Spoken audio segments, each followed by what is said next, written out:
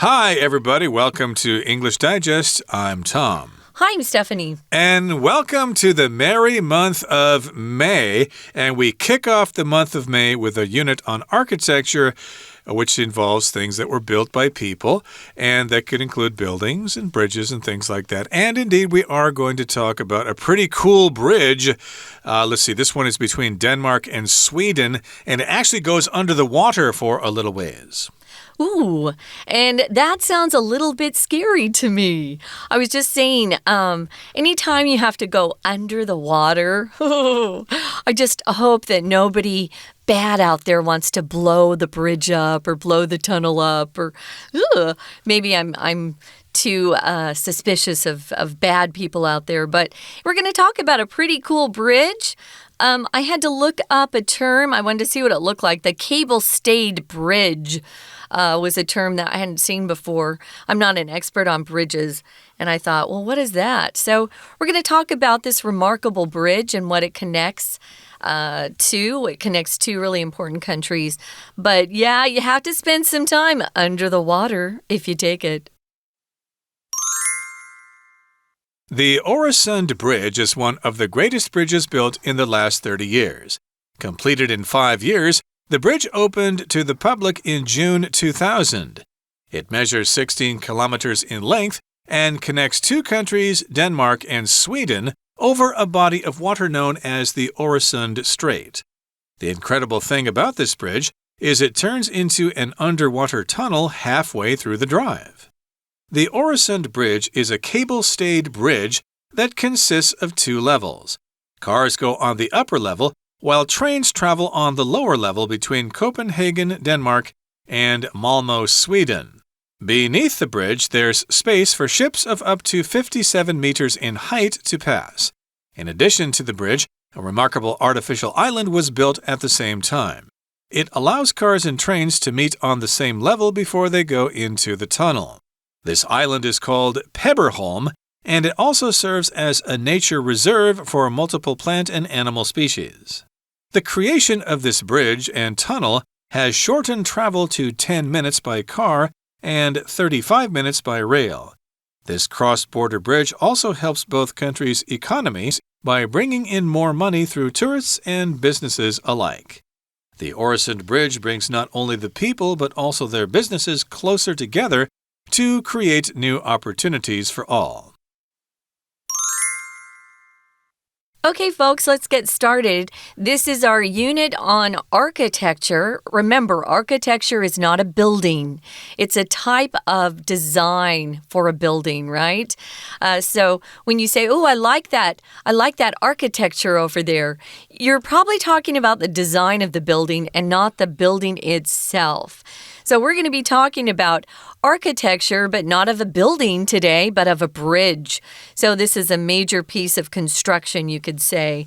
It's called the Oresund Bridge. It's in Europe. It's not in America or in the UK, for that matter.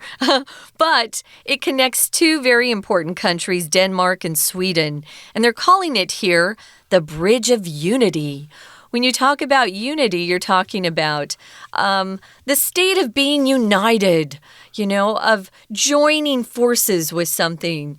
You hope you have a lot of unity in your family. You want your family members to get along.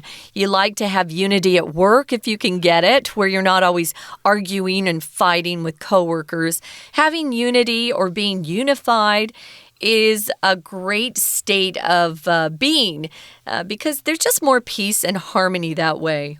Indeed. So, of course, with this bridge and tunnel, it's easier for the Danes to send Danish pastries over to Sweden and for the Swedes to send IKEA furniture over to Denmark. So the Oresund Bridge is one of the greatest bridges built in the last 30 years. Of course, if you want to talk about great bridges, you probably want to talk about lots of bridges built in China.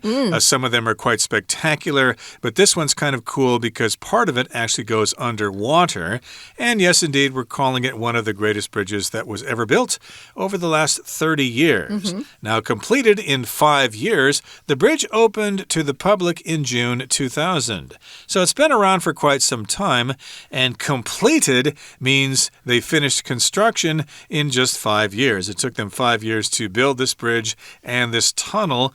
And, of course, they finished building it in June of 2000, which is, about 23 years ago. Wow. Actually, 5 years is pretty quick to complete a bridge. Nowadays, it seems like these construction projects go on and on and on. Or maybe that's just in America. I don't know. Well, in China, they just take 24 hours and they've got a brand new bridge. Well, I don't have much to say about that. So, this was completed in 5 years, and the bridge opened to the public in June 2000. So, it's been around for quite a while. But I think it still counts as being relatively new. So it measures 16 kilometers in length and connects 2 countries. We mentioned this, Denmark and Sweden. And it goes over a body of water known as the Oresund Strait. This particular bridge is 16 kilometers in length, and it connects those 2 countries, Denmark and Sweden, and it goes over a body of water and under it a little bit, and it's known as the Oresund Strait. Check out the map and you can see it there. Yeah. And the incredible thing about this bridge is it turns into an underwater tunnel halfway through the drive. So it's not above the water for the entire 16 kilometers. For part of it, in the middle there, it actually goes underwater. And the pictures are pretty cool there. It's like, wow, where did the cars go? They just suddenly disappeared. Well, they're actually going underwater. So it's a tunnel that is under the water, an underwater tunnel, just like the channel between England and France. Yeah, I have been on that. It's a little weird to suddenly go under the water. Now, this is a cool kind of bridge. We're calling it, before we get there, I wanted to talk about this word strait, S-T-R-A-I-T. We use it to talk about the Taiwan Strait. And so you guys should probably know what this is in English. The strait, of course, is just a narrow passage of water, and it connects 2 different seas or 2 large areas of water. So we've got the Strait of Gibraltar, if I can say that, and of course the Taiwan Strait, which is very close to us here.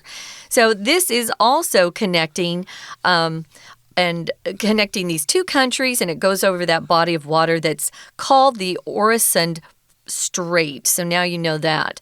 Now let's take a look at the second paragraph here.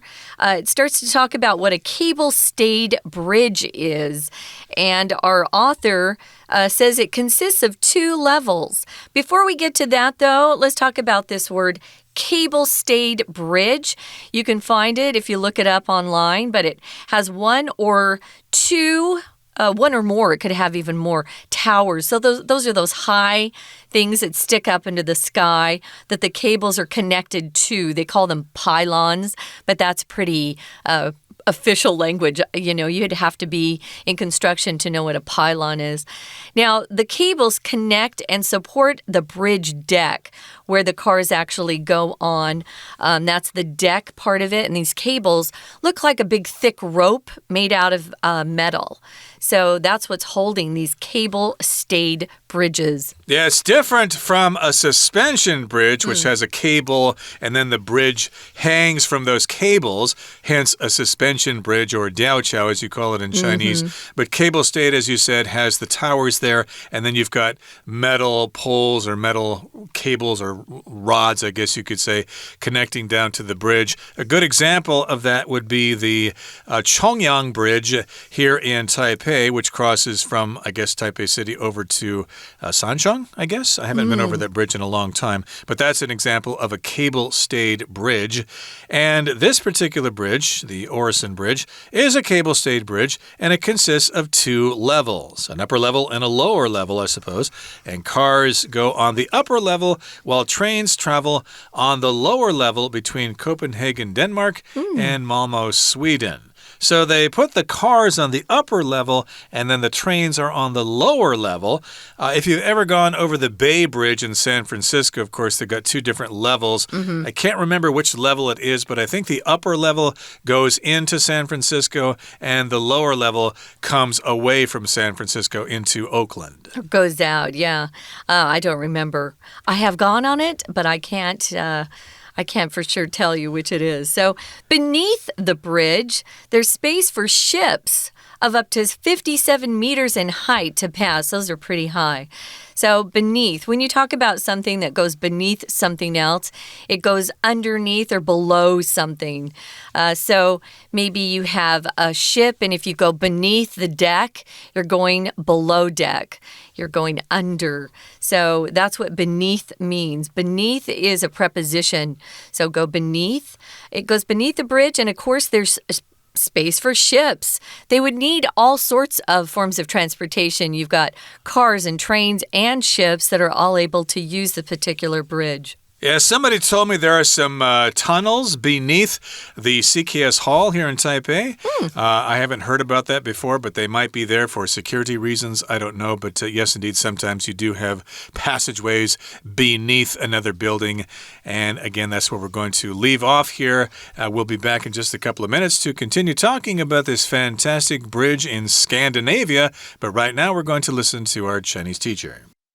听众朋友大家好，我是安娜。我们今天来带大家看一篇课漏字，不过这个内容还蛮特别有趣的哦，因为它其实是在谈一个很有名的建筑物，它是在谈Oresund Bridge， 它是在谈松德海峡大桥。好，那我们就从文章的一开始来看咯，因为其实在过去几十年有很多伟大的桥梁，而松德海峡大桥呢，则是其中一个最伟大的一个建筑物。我们在第一段的第一句的地方看到有一个简化后的关系子句，先行词就在第一句的中间 ，one of the greatest bridges， 后面的 built， 从 built 这边到句尾的地方，我们可以左右括号起来，它是冠带 that 跟 was be 动词的一个省略。注意冠带一定是 that 哦，因为先行词有最高级，有一种强调。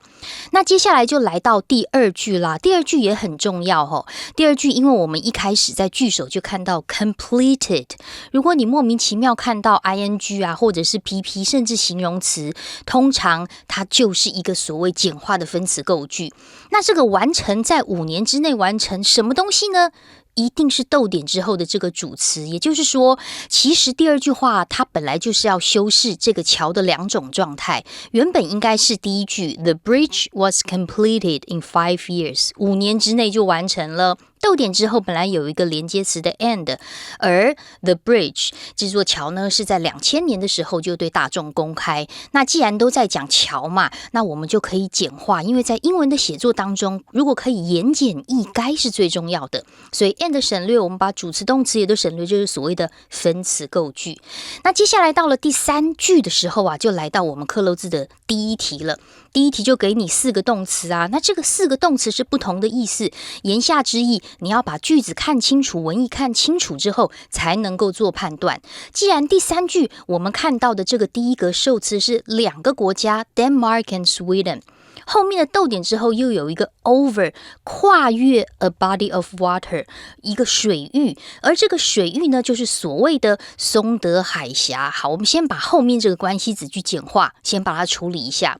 我们看到先行词是 a body of water， 后面的 known 到句尾我们先左右括号，其实它是省略了 which 或者是 that 跟 be 动词，而所谓的 be known as 就是以什么身份为出名的。好，那既然是2个国家把它串起来跨越这个 water， 当然第一个就会选一个 connect， 把这2个国家做了一个连接。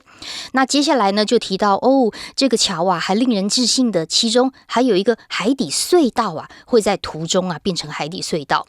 那接下来我们进到第二段咯。其实这个松德海峡大桥它是由2层桥面组合成为的一种所谓斜张桥。在第二段第一句我们看到这个很专业 Cable Stayed Bridge， Cable Stayed bridge， 这里的 stay 其实是 support 的意思，就是呢有很多的电缆去把它拉出来支撑好的一个桥。那在这里也是有一个限定用法的关系子句，先行词是 a cable-stayed bridge， 而关系子句从 that 一直到句尾的地方，中间这个 consist of 很重要哦，它就是由什么什么内容物而组合成的意思。好，那这个斜张桥呢，后面第二句很特别，因为车子是走在上层，然而火车会在下层移动行走。那逗点之后的 while 在这里就不是 when 哦，它是表示一种两者之间有一点相反相对然而的情况。那当然就是连接了两个国家，丹麦还有瑞典，而在这个桥的下面甚至是船都可以行驶过去，而且高达57公尺。We're going to take a quick break. Stay tuned. We'll be right back.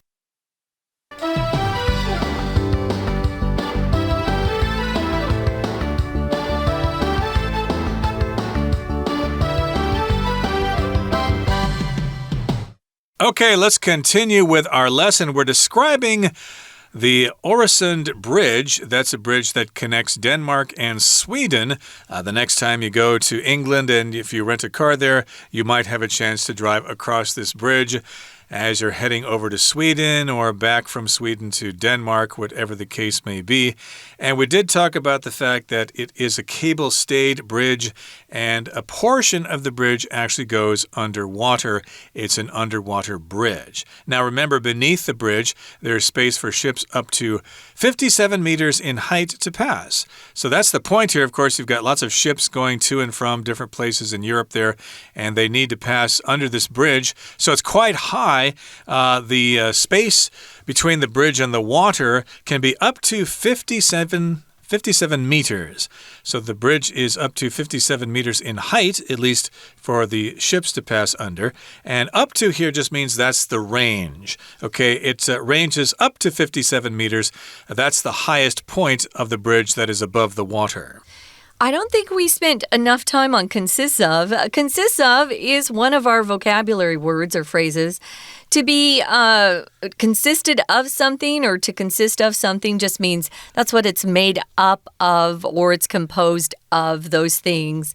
So maybe you have a box of things and inside you've got some special treasures. My treasures consists of jewels from my mom and rocks that my dad thought were beautiful. So consists of, that's what it's composed of, that's what it has, or those features are there. So it does consist of two levels, and we talked about how it goes beneath the bridge, that there's space for ships. You've got lots of things that are involved with this very complicated cable-stayed bridge. In addition to the bridge, there's a remarkable artificial island that was built at the same time. Remarkable means, ooh, so cool that you want to say something about it. That's quite remarkable. So if somebody says it's remarkable, it's just worthy of your attention. It's getting your attention. You're noticing it. It's maybe striking or awesome or very cool. So it's remarkable. That's remarkable. Artificial means man-made. It doesn't exist in nature. It means people got together and produced something. It wasn't made by good old Mother Nature. Right, it's an artificial island. It's not natural, and it was built at the same time as the bridge. It allows cars and trains to meet on the same level before they go into the tunnel. So the trains and the cars will emerge from their different levels on the bridge, and then they'll be at the same level on the island before they actually go down into the tunnel. So if you're driving there, you may see the train if you're lucky, although they probably go through separate tunnels, but I'm not quite sure. I haven't been there before. And this island is called Pebberholm, and it also serves as a nature reserve for multiple plant and animal species. So they gave it a couple of purposes here. They not only made this an island to serve as the transition point between the bridge and the tunnel, but they also allowed it to be a nature reserve. Okay, so here we've got the word reserve. Here it's being used as a noun. That's a protected area in which people cannot go into. They cannot pick the plants. They cannot shoot the animals. It's an area where nature can be protected. It's a nature reserve. And reserve can also be a verb, but you would use this, say, for example, if you want to make sure you have a table at a restaurant or a room in a hotel, you want to reserve a table or to reserve a room. But again, this is the noun form. It's a protected area, a nature reserve.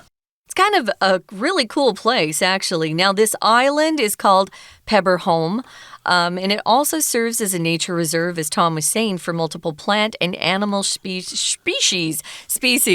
So you can say species or species. They're both correct. Species. Now, if you go into the Drogden Tunnel, which is part of the bridge, what you find is there are 2 tubes for railway tracks. There are 2 tubes for cars. And then they've got a 5th that is just for emergency vehicles, which you need sometimes if you have an emergency and one of those tubes gets backed up or there's no way to get through. They have to rescue people sometimes. So the creation of this bridge and tunnel has shortened travel to 10 minutes by car and 35 minutes by rail. So if you do have a car, it's faster to drive. But sometimes it's inconvenient to park places, so you might try the railroad. This cross-border bridge also helps both countries' economy by bringing in more money through tourists and businesses alike. So that's a good part of this. We want to encourage every country's economy in the world. We all need that kind of help. So, yeah, this is a good thing that they've done, and it just makes travel between the two countries much, much easier. Right. And remember, Sweden and Denmark do not share a border on land. They are separated by water. So this bridge is actually a cross-border bridge. It goes from one country to the other. I suppose the border is in the water there between the two countries. Not like Canada and the United States, for example, where the border is on land. Right. But I think there is a cross-border bridge somewhere. I think it's between Detroit and Windsor, Ontario, if I'm not mistaken. And that's an example of a cross-border bridge as well. And because they have this cross-border bridge, both the countries' economy are increased or improved. They're benefiting. Exactly, because they get more money through tourists. If you're in Denmark and in the past you probably thought, hey, should we go up to Sweden? It's too troublesome. Let's not go up there. Let's go to Germany instead. But now they got that bridge and that tunnel, and someone suggests, hey, should we go to Sweden? Sure, why not? We just take that bridge and that tunnel and we're over there lickety-split. We're over there really, really fast. So again, we've got lots of new tourists coming into Denmark and going into Sweden. So, of course, that will help their economies. Now, these are separate countries. They're both sovereign. And so if they want to say, hey, you Swedes just can't come into our country, and the Danes can say the same thing back to the Swedes. But in November 2015, they used to just travel freely between the two countries because they had something called the Nordic Passport Union that began in the 1950s. And they just let people from both countries go back and forth. But in November of 2015, during the European migrant crisis, Sweden was told by Denmark, you're going to have to stop letting people go back and forth. Denmark didn't want to let immigrants into their country, and so that's when they had to start using passport controls, border checks at that point. And I think that still continues today. So, yeah, as much as they can, they're trying to help each other as they're over there in the same neck of the woods, as we would say.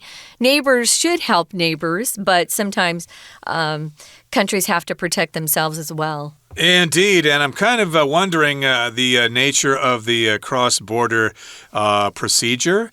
Like if you're in the United States and you want to go over to Canada, you need to go into this facility and you'll talk to an immigration officer and they'll look inside your car and ask you questions and stuff like that before they let you go into their country. And the same is true between the United States and Mexico. But of course, here in Taiwan, people just fly to another country and those procedures are taken care of inside of airports. So I've never been to the United Kingdom before, or the European Union, I meant to say. So I don't know how they go about this. Like if you're driving from France into Belgium, do you have to go through some kind of facility? I was there a long time ago, but it seemed like they just kind of checked our passports on the trains when we were going from one country to another.